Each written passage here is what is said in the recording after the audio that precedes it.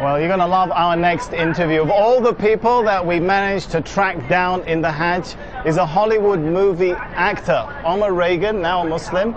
Thanks so much for joining us. You've acted in the movie Rush Hour 2 as a double for Chris Tucker.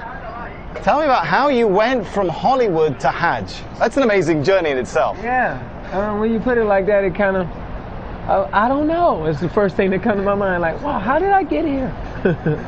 I can say I'm grateful. I know my mother, she converted to Islam when I was young, but I grew up making a lot of mistakes. We won't get into that. Yeah, please don't tell nobody. Don't tell nobody. But then I started working and I was always raised to be a good person, and then I joined up with this group called the Canadian Dow Association, which I ended up being the program developer for it, and we started doing little functions like Stop the Violence and things in Canada and things in the US, and then they said, hey, we're sending you to Hajj, and I was like, what? And I didn't feel like I was ready, so I started trying to study, and I came last year. All right, now, as I mentioned, you've doubled for Chris Tucker. You know what I'm going to ask you? I got to ask you, what would Chris Tucker say if he was on Hajj? He'd probably say something like, hey man, it's a lot of people and they pushing me. No, he probably say, it's all for Allah, man, all for Allah. It's only one God. Numerous of things. And you know this, man. They do this. I got new life. How do Hollywood, you're still working in Hollywood, so yeah. It's quite an interesting balancing act. Do Hollywood and Hajj really go together? You can maintain those two roles? Hollywood and Hajj. Yeah, that's controversy right there. That is controversy. It's like, when you hear it. But, is that Bernie Mac now? Or what is that? Hollywood and Hajj. Now, you know, it's conflicting, but it works.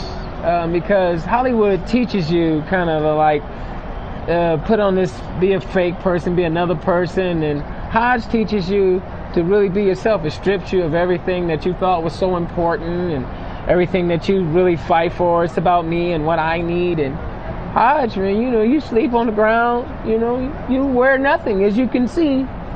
No, we don't want to really show you wearing nothing. He is dressed, by the way. That is true. That is true. But you stripped of all those worldly possessions, you know, and you kind of, everybody's on the same level, no matter how much money you have. We're the same. So I can take that back to the U.S. with me, you know. Be a nice person, be a good person. What Islam really teaches is have good character, good manners.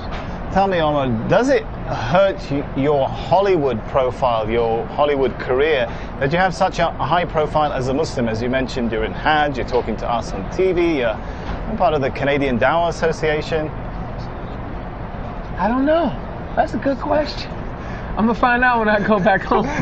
Well, if you need a job, I'll talk to my boss. Yeah, do that, because U.S., they'll be like, you was on Al Jazeera? What? I'm like, they love us.